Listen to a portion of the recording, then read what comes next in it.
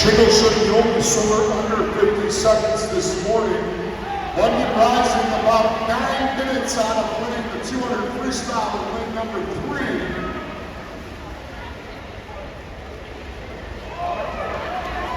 Great underwater in lane number 6 out of Lewis. He's going to have the lead at the 50, and he's out in 23:44.